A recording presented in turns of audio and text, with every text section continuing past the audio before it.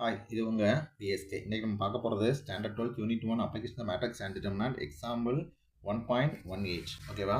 என்ன கொடுத்துருக்காங்க அப்படின்னா, ஏங்க ஒரு மேட்ரிக்ஸ் கொடுத்துருக்காங்க. என்ன கண்டுபிடிக்கணும் அப்படின்னா, இந்த மேட்ரிக்ஸ் ஏக்கான ரேங்க் கண்டுபிடிக்கணும். எப்படி அப்படின்னா, இதை ஒரு ரோ எக்லான் ஃபார்முக்கு என்ன பண்ணிக்கோ, ரெடியூஸ் பண்ணிட்டு அதுக்கப்புறம் என்ன கண்டுபிடிக்கணும், அதுக்கு ரேங்க் கண்டுபிடிக்கணும். ரோ எக்லான் ஃபார்ம் அப்படின்னா ஃபஸ்ட்டு கண்டிஷன்ஸ் நான் ஜீரோ எலமெண்ட் என்ன இருக்கணும் இருந்துச்சு அப்படின்னா, அதுக்கு கீழே உள்ள காலம்ஸ் உள்ள எலமெண்ட் ஜீரோவாக இருக்கணும். ஃபஸ்ட்டு இங்கே கண்டுபிடிக்கக்கூடிய ஃபஸ்ட்டு நான் ஜீரோ எலமெண்ட்டுக்கு அப்புறம் வரக்கூடிய எல்லா நான் ஜீரோ எலமெண்ட்டுக்கும் ஃபஸ்ட் எலமெண்ட் லெஃப்ட்டில் தான் இருக்கணும்.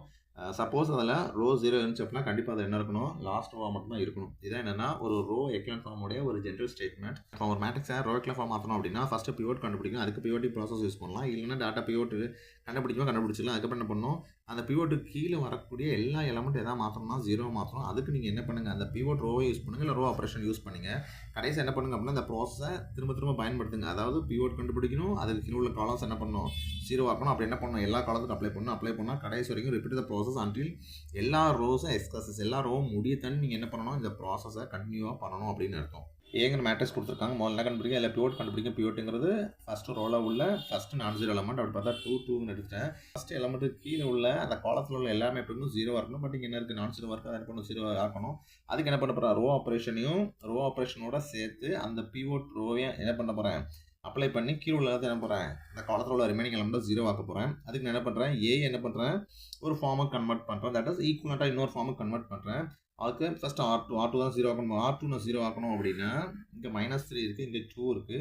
என்ன செய்யலான்னு பாருங்கள், ரெண்டு என்ன ஆகணும், ஜீரோ ஆகணும். இதை எந்த நம்பரை மல்டிப்ளை பண்ணாலும் இது 2 ஆகாது. 2 என்ன ஆகாது, 3 ஆகுது. அப்புறம் எந்த 3 2 மல்டிப்ளை 6 வரும், 2 3 மல்டிப்ளை பண்ணால் 6 வரும். அப்படி மல்டிப்ளை பண்ணால் என்ன பண்ணிக்கலாம், ரெண்டையுமே 6 காமனாக கொண்டு வந்துடலாம். அதனால் என்ன பண்ணிக்கிறேன், ரோ 2 மல்டிப்ளை பண்ணிட்டு ரோ 1 3 மல்டிப்ளை பண்ணுறேன். அப்படி மல்டிப்ளை பண்ணால் என்ன வந்துடும் அப்படின்னா, ரோ 2 மல்டிப்ளை பண்ண சொல்ல -6 8 -4 2 வருது. அப்புறம் ரோ 1 3 மல்டிப்ளை பண்ணுறோம்னா 6 -6 12 9 வருது. சேம் சைன் டிஃப்ரெண்டாக ப்ளஸ் பண்ணிங்க அப்படின்னா இங்கே மைனஸு, இங்கே 6 இருக்கனால 0 வந்துடும். இங்கே ப்ளஸ், இங்கே மைனஸ்னா 8 -6 2, இங்கே மைனஸு, இங்கே ப்ளஸ்னா 8, இங்கே மைனஸு, இங்கே 7. ஓகேவா? அதை என்ன பண்ணிட்டேன், 0 2 8 7 என்ன பண்ணிட்டேன், ரெண்டாவது ரோவில் இருக்கேன். மூணாவது ரோவை என்ன பண்ணணும், முதல் நம்பர் 0 வரணும். அதுக்காக என்ன பண்ணுறேன் அப்படின்னா 2 இருக்குது. ஓகேவா? எப்போவுமே பிவோட்டிங்கும் ரோ ஆப்ரேஷன் யூஸ் பண்ணுறதுக்கு அந்த ரோவையும் பயன்படுத்தணும். R2 எடுக்கக்கூடாது. ஓகே, இப்போ இந்த 2 6 மாற்றணும், மாற்றிடலாம். இதோட 3 மல்டிப்ளை பண்ணிங்க. அதில் என்ன பண்ணியிருக்கேன், R3 அப்படியே எடுத்துகிட்டு மைனஸ் சைன் 1 போல் இருக்குது, இங்கேயும் ப்ளஸ்ஸு சைன் 1 போல் இருந்தால் மைனஸ் அப்ளை பண்ணணும். அதனால் இங்கே மைனஸ் அப்ளை பண்ணுறேன். R3யோட 3 மல்டிப்ளை பண்ணால் 0 கன்வெர்ட் பண்ணாங்கனால R1 3 மல்டிப்ளை பண்ணுறேன். அப்படி பண்ணாம்னா ஃபஸ்ட்டு R3 என்ன இருக்குது அப்படின்னா 6 2 -1 7 இருக்குது. அதை அப்படியே எழுதிக்கிறேன்.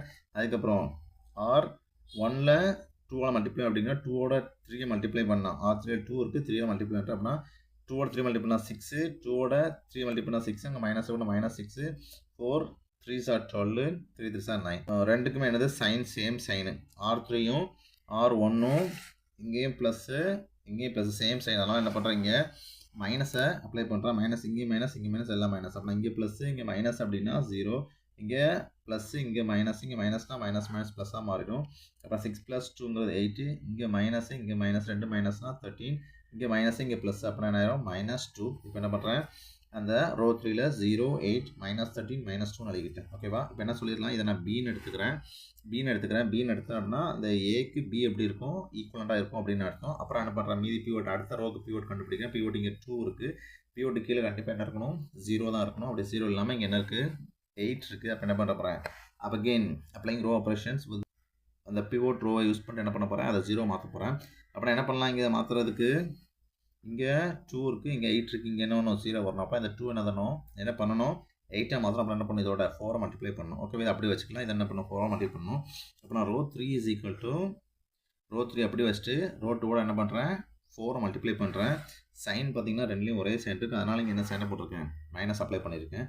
அப்படி பண்ண சொல்ல என்ன வந்துடும்னா, ஃபஸ்ட்டு ரோ 3 அப்படியே எழுதிக்கிறேன். 0 8 -3 and 2. அப்புறம் ரோ 2வோட என்ன பண்ணுறேன், 4 மல்டிப்ளை பண்ணுறேன். 0 2வோட 4 மல்டிப்ளை பண்ணால் 8 8 4 32 7 4 28. ஓகேவா? ரெண்டு ஒன்று போல இருக்கலாம். சைனை மாற்றணும். அப்புறம் என்ன பண்ணுறேன், இங்கே சைனை மாற்றலாம். 8 -8னா 0, -8 -8 45, இங்கே என்ன ஆட்டோமேட்டிக்காக 13.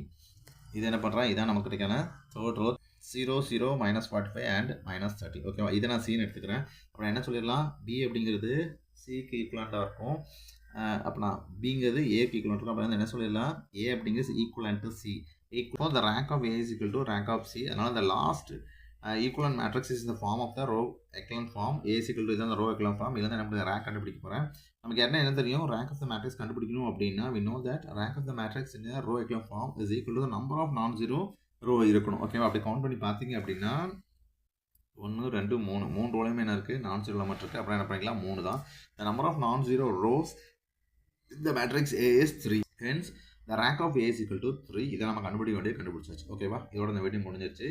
இன்னும் அடுத்த ஒரு வீடியோவில் திரும்ப உங்களை சந்திக்கிறேன். பாய்.